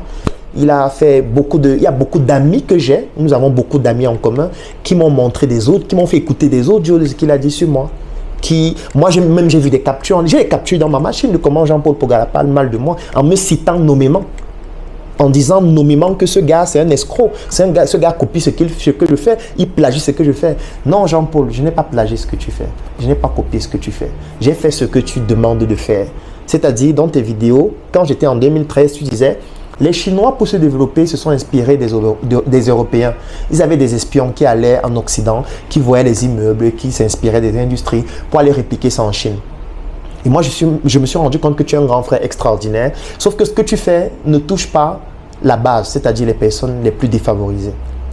Et étant donné que ce que tu fais est excellent, je me suis dit, pourquoi ne pas reproduire ce que tu fais, cette fois avec le segment de la base que je pourrais toucher. Parce qu'au départ, les formations de Jean-Paul Pogala coûtaient 200 000 francs. Ensuite, c'est monté 1 million, 1,5 million, 4 millions. Combien de personnes de la base peuvent s'en offrir? Personne. Est-ce que ça veut dire que ces formations n'ont pas de valeur? Non. Toutes les personnes que j'ai rencontrées qui ont bénéficié de ces formations étaient satisfaites. Et j'en connais au moins 50. Plusieurs sont même membres de la Startup Academy. Donc, le problème n'est pas la qualité de la formation ni le prix. Non. Tu ne peux pas entrer dans un hôtel 5 étoiles. On te dit que la chambre, c'est 800 000, tu dis que c'est cher. Qui t'a envoyé là-bas? Il faut aller à l'auberge. Va à l'auberge avec ta copine, mon frère. Si vous êtes pauvres vous deux, allez faire l'amour à l'auberge. Moi, j'ai donc décidé de sortir l'auberge pour ceux qui veulent faire l'amour et qui ne peuvent pas aller dans un hôtel 5 étoiles avec Jean-Paul Pogala. C'est pour ça que j'ai donc créé la Startup Academy. Et quand je me suis rendu compte que l'initiative de Jean-Paul Pogala ne prenait pas aussi en considération les aspects purement technologiques et que c'était principalement l'agriculture, je me suis inspiré d'une autre personne qui s'appelle Oussama Amar, que j'ai contacté, avec qui j'ai discuté. Et j'ai donc créé Startup Academy, qui est comme une sorte d'assemblage de ce que Jean-Paul Pogala faisait, de ce que Oussama Amar faisait, orienté vers les personnes qui n'ont pas assez de moyens. C'est pour ça que la plupart de nos événements sont gratuits ou alors coûtent 10 000 francs ou alors des prix vraiment très faibles parce que je voulais toucher cette base. Oui, la Startup Academy aujourd'hui a plus de 5 000 membres répartis partout à travers le monde. Oui, nous avons créé de nombreux projets comme Startup Group que j'ai présenté tout à l'heure avec nos filiales. Oui, nous avons fait énormément de choses, mais nous sommes juste inspirés du grand frère Jean-Paul Pogala. C'est tout. Pour toucher une cible peut-être qui lui ne l'intéressait pas ou qui peut-être pour lui n'était pas assez stratégique, n'était pas assez urgente. Est-ce que nous avons bien fait? Je ne sais pas. Peut-être on s'est trompé. Si c'est le cas, je lui demande des excuses en public parce que tout le monde peut se tromper. Mais quand je disais dans la vidéo que Jean-Paul Pogala, on doit le faire ensemble, c'était pour pouvoir utiliser le cerveau collectif. Parce que Jean-Paul Pogala, lui, très intelligent. Mais si Jean-Paul Pogala et Claudel Nombissé se mettent ensemble, ça va créer une nouvelle connaissance qui sera certainement meilleure. C'est ça le cerveau collectif. Ce n'est pas le fait que quelqu'un est devant et il nous dit où on doit aller. Ça veut dire que c'est toujours lui qui décide. Sauf que lui, après 20 ans, 30 ans, 40 ans, est-ce qu'il a sauvé l'Afrique? La réponse est non. Ça veut donc dire qu'il y a d'autres choses qu'on puisse faire.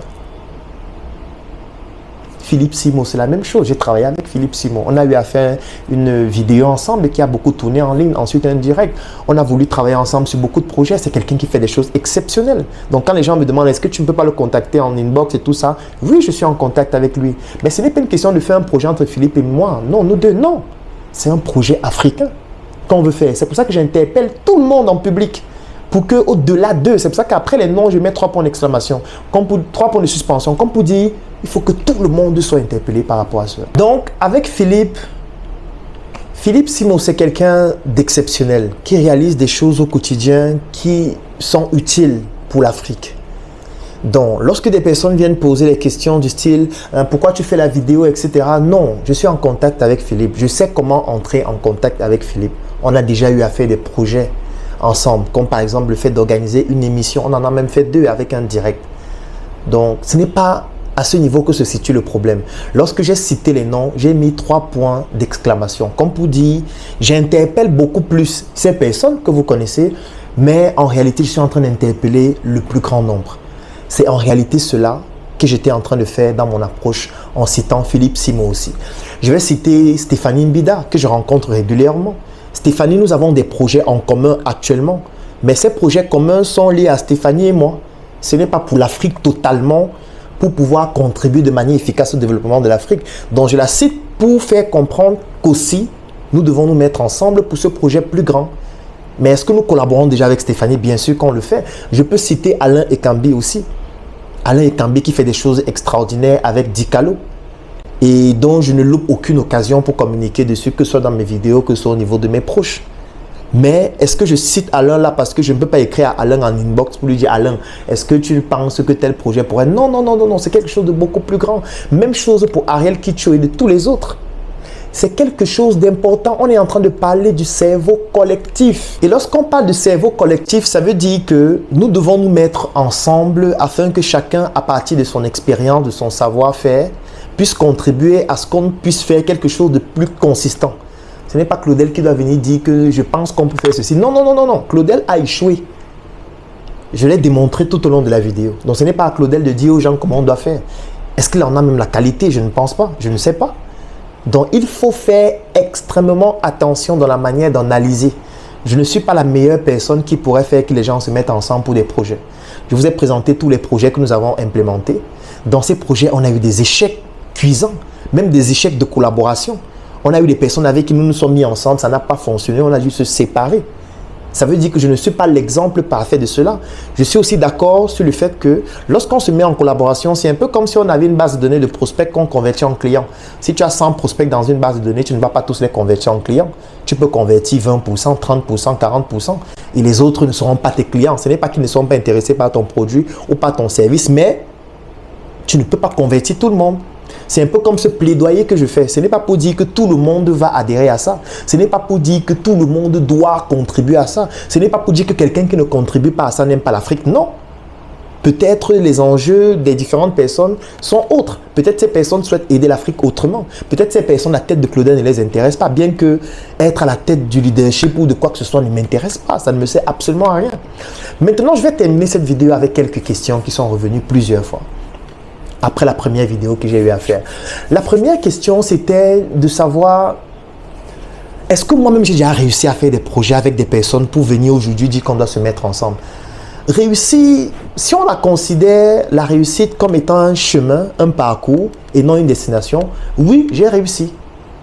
Parce que dans la plupart des projets dans lesquels je suis, j'ai réussi à fédérer des milliers de personnes. Donc oui, j'ai réussi à le faire si on considère la réussite comme un parcours. Maintenant, si on considère la réussite comme une destination, non. Parce que dans mes collaborations, j'ai eu beaucoup de ratés, j'ai eu beaucoup d'échecs. Donc peut-être moi, j'étais à l'origine. Et je dis ça depuis le début que j'ai été un échec durant 10 ans. Donc est-ce que je suis la meilleure personne? Non. Mais j'ai envie d'être comme celui-là qui stimule, sans forcément être celui-là qui est devant. C'est tout. Est-ce que j'en ai la qualité? Je ne sais pas. La deuxième question qui revenait souvent, c'est est-ce que je suis un exemple? Je ne pense pas que je le suis. Quand je dis depuis le début que je suis médiocre, ce n'est pas pour dire à la fin que je suis un exemple, non. Mais j'ai envie d'être celui-là par qui, en public, les autres, même si ce n'est pas dans ce projet qu'on est en train de vouloir mettre ensemble tous, décident de se mettre ensemble. Parce qu'en fait, les gens peuvent regarder cette vidéo et décider de se mettre ensemble dans leur quartier sans avoir besoin même de nous contacter. Et ce serait une réussite, même si on ne réussit rien. Parce que comme je l'ai dit, on n'a aucune obligation de résultat. On a plutôt une obligation de nous mettre ensemble. Et ce n'est pas parce que les gens ne se mettent pas avec nous ou ne se mettent pas ensemble qu'ils ont tort. Non. Chacun a son business. On ne peut pas être contre le fait que chacun développe son business, que chacun veuille gagner. On ne peut pas être contre ça. Et même quand on se met ensemble, ce n'est pas pour ne pas gagner. Parce que quand je dis qu'il y a des entreprises qui font 1 milliard par jour, ça veut dire que ces entreprises gagnent. Si nous on réussit à faire ça, ça veut dire que nous aussi on va gagner plus, mais cette fois en étant ensemble. Donc ça c'est pour cette question. Alors il y a une autre question où les gens me demandaient pourquoi tu ne les as pas contactés inbox, tu viens plutôt faire une vidéo en ligne, tu veux te montrer et tout. Je pense que si vous avez écouté la vidéo depuis le début, j'ai expliqué pourquoi je fais la vidéo en ligne. La vidéo n'est pas pour les personnes que j'ai citées. C'est aussi un besoin de marketing parce que c'est les personnes qu'on connaît le plus. La vidéo c'est pour toutes les personnes en Afrique qui contribuent d'une manière ou d'une autre. Je les interpelle à se mettre ensemble. C'est ça le but de la vidéo que j'ai publiée. Ce n'est pas pour dire que je ne peux pas les contacter en inbox. Je peux les contacter et leur dire que je veux qu'on fasse un projet ensemble. Ce n'est pas l'Afrique. Et ce qu'on est en train de causer en inbox, ceux qui sont sur Internet n'auront pas ces informations. Celui qui est au Togo, qui ne peut jamais me rencontrer physiquement, comment est-ce qu'il saura l'urgence de se mettre ensemble si je n'ai pas communiqué dessus pour que lui aussi puisse en avoir accès à cette information? C'est pour ça que je l'ai fait en public. J'ai cité les noms juste parce que ce sont des personnes qu'on connaît. et des personnes qui peuvent être sensibilisées par rapport à cela ou pas. Ils n'en ont pas l'obligation. Donc ça, c'est pour cette question. Alors, il y a une autre question qui venait, c'était du style, vous devez plutôt aller voir Jean-Paul Pogalla parce que vous êtes ses petits frères et c'est lui qui va vous montrer le chemin parce que vous n'êtes rien vis-à-vis de lui. D'accord, il n'y a pas de problème. Mais sauf que ça ne sera pas l'objectif du travail ensemble, puisque le travail ensemble, c'est le cerveau collectif. Et nous sommes tous ignorants, mais pas de la même chose. Même Jean-Paul Pogalla le dit. Ça veut dire qu'en le disant, lui-même, il dit qu'il ne connaît pas tout. Il y a des choses que je connais que Jean-Paul Pogalla ne connaît pas. J'ai la prétention de le dire. Il y a des choses qu'il connaît que je ne connais pas. Donc, on a le devoir de se mettre ensemble pour que je l'éclaire sur l'ignorance qu'il a sur des sujets que je maîtrise et que lui fasse de même et que moi, j'apprenne aussi de lui. C'est pour ça qu'on doit utiliser le cerveau collectif et non se mettre derrière quelqu'un comme si nous étions des troupeaux. Non. Nous sommes des personnes qui avons quelque chose à apporter. On a fait nos preuves, même si on a échoué. Maintenant, on va venir partager nos échecs pour que le collectif ne commette pas les mêmes erreurs. Donc, c'était pour répondre à cette question. Alors, une autre question, c'est pourquoi tu ne proposes pas un projet? Mais ce serait con. Je ne peux pas venir directement proposer aux gens de se mettre ensemble et je leur propose un projet. Ce serait comme si c'est moi qui décide de l'orientation que le travail ensemble devrait avoir. Je ne peux pas proposer de projet. C'est pour ça que depuis le début, je n'ai parlé d'aucun projet. C'est pour ça que je ne voulais même pas contacter Inbox parce que contacter Inbox, c'est comme si on va commencer à parler des projets nous deux. Non, c'est tout ensemble qu'on doit réfléchir. J'ai posé la problématique, j'ai posé le contexte. On réfléchit tous ensemble et le cerveau collectif nous permettra ensemble de trouver le projet qu'on va faire. Ce n'est pas Claudel qui doit dire voilà le projet sur lequel on doit se développer, etc. Une autre question qui est venue, c'est pourquoi juste les Camerounais? Pourquoi tu as cité seulement les Camerounais? J'ai cité ceux que je peux facilement toucher. J'ai cité ceux dont je peux facilement me lever le matin et dire je m'en vais le rencontrer à tel endroit. J'ai cité les personnes qui sont plus proches de la réalité dans laquelle je suis. Maintenant, bien évidemment, dans une démarche beaucoup plus progressive, on ira rencontrer les autres. Et le but même, c'est de stimuler les autres à le faire entre eux. C'est pour ça que j'ai mis 3 points d'exclamation à la fin. Comme pour dire, 3 points de suspension, pardon, je ne sais pas pourquoi je fais toute cette erreur-là. C'est pour dire que les autres même peuvent se mettre ensemble directement en comprenant cet appel. Ce n'est pas obligé d'être avec nous. Mais plus tard, il faudrait qu'on se rejoigne parce qu'on travaille tous pour l'Afrique. Alors, d'autres personnes disaient, la procédure, c'est laquelle? Qu'est-ce qu'on fait? Le travail ensemble, là, ça va se passer exactement comment? Ce sera quel projet? Dans quel domaine? J'ai déjà répondu à ça. Je ne sais pas. Je ne sais pas, je suis juste en train de pousser les gens à comprendre pourquoi on doit se mettre ensemble, à pousser chacun à comprendre que c'est une urgence. Et maintenant, on va se mettre tous ensemble et réfléchir ensemble. Parce que je ne peux pas dire que je connais la solution. Je ne peux pas dire que je connais comment il faut procéder. Si je connaissais comment il fallait procéder, pourquoi il fait la vidéo? Je devais juste faire ce qu'il y a à faire.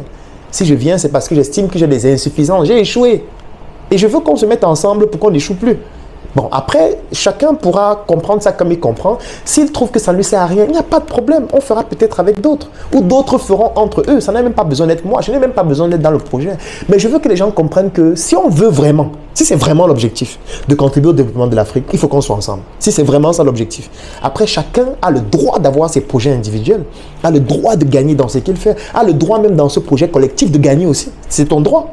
Moi, je ne peux pas empêcher à quelqu'un de développer son business, mais ton business sera ton business, mais pas celui qui va contribuer à développer l'Afrique. C'est ça que j'explique. Donc, l'autre question, c'est... alors, chacun de nous peut se satisfaire de ce qu'il a pour sa famille, pour sa vie. Et est-ce que tu penses que ce que tu vas faire là va changer quoi que ce soit? Là, je vais dire quelque chose, c'est... Pour dire sincèrement, si on veut dresser la pyramide de la société sur le plan socio-économique, moi je pense faire partie du sommet de la pyramide. Je n'ai pas fondamentalement des problèmes d'argent. Je n'ai pas fondamentalement des problèmes pour m'alimenter, pour me nourrir. Je pense que je gagne suffisamment bien ma vie. Suffisamment bien. Et je pèse mes mots. Donc, oui, ce que je fais, je peux continuer à faire ce que je fais. Je gagnerai toujours ma vie, peut-être mieux dans les années à venir. Peut-être ça servira à moi, à ma famille, à mes proches. Oui. Donc, c'est pour dire qu'on n'a pas l'obligation de se compromettre forcément pour faire des choses. Non. Chacun peut continuer son bout de chemin de son côté, comme c'est le cas actuellement. Personne ne nourrit l'autre. Moi, je ne nourris pas les personnes que j'ai citées et ces personnes ne me nourrissent pas. Donc, du coup, s'il faut juste le faire pour soi-même, je pense que je n'ai pas besoin de faire de vidéos. Je n'ai pas besoin de dire aux gens de se mettre ensemble. Je peux avancer seul. Et je gagne suffisamment bien ma vie pour le faire. Mais est-ce qu'on doit juste penser à nos vies? Est-ce que Oumniobé pensait juste à sa vie? C'est la réflexion dans laquelle je voudrais qu'on puisse voir de quoi il est question. Et une autre personne qui m'a posé la question, qui essaie de savoir, est le rôle de la politique dans tout ça. Moi, j'ai envie de dire, dans la plupart des autres pays, la politique intervient. Parce que si aujourd'hui, le président, par exemple, du Cameroun, décide de dire Jean-Paul Pougala, Philippe Simon, Stéphanie Mbida, Claudel Numbissier, Alain Ekambi, Ariel Kichoé, toutes ces personnes-là, voici un projet, ou voici un problème qu'il y a au Cameroun. Je veux que vous vous mettiez ensemble, vous travaillez dessus et vous m'envoyez un rapport samedi prochain. Tout le monde va le faire. Là, ce sera maintenant obligé. Ce sera obligé. On n'aura plus le choix que est-ce qu'il va travailler l'ego. Non, tout le monde va s'asseoir, on va faire. Samedi, on va aller remettre ce rapport-là, obligatoirement. Oui, dans certains pays, certains chefs d'État le font.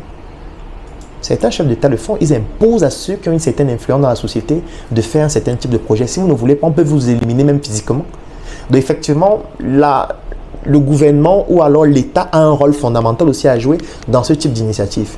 Est-ce que je vais commencer à supplier l'État que, pardon, forcez-nous de nous mettre ensemble? Non, c'est leur rôle. Ils savent quel est leur agenda. Moi, je parle à ceux qui peuvent directement se mettre ensemble et faire des projets. Ma vidéo, en réalité, a pour objectif de faire en sorte que quelqu'un qui se retrouve seul dans un projet puisse voir même dans son environnement des personnes avec qui il peut travailler. Si ça crée un effet boule de neige, plus tard on va se rejoindre avec nos projets où on s'est mis ensemble pour faire quelque chose de plus grand.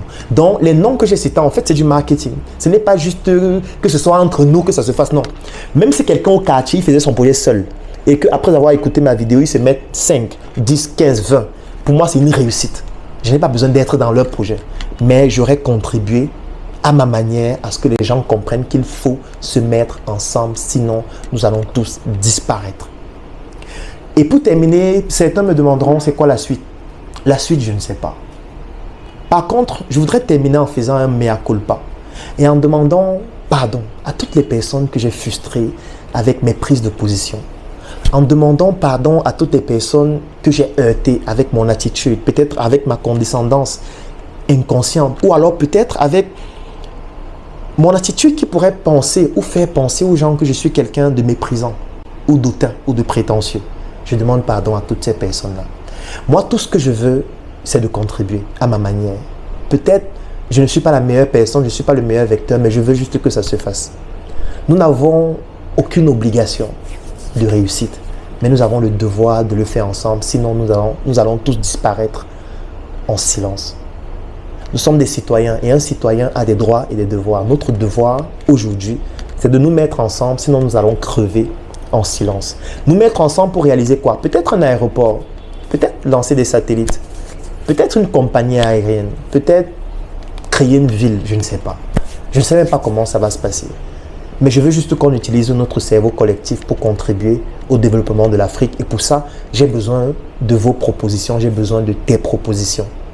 Tu peux les mettre en commentaire, tu peux nous écrire, tu peux procéder de n'importe quelle manière, mais voilà ce dont nous avons besoin.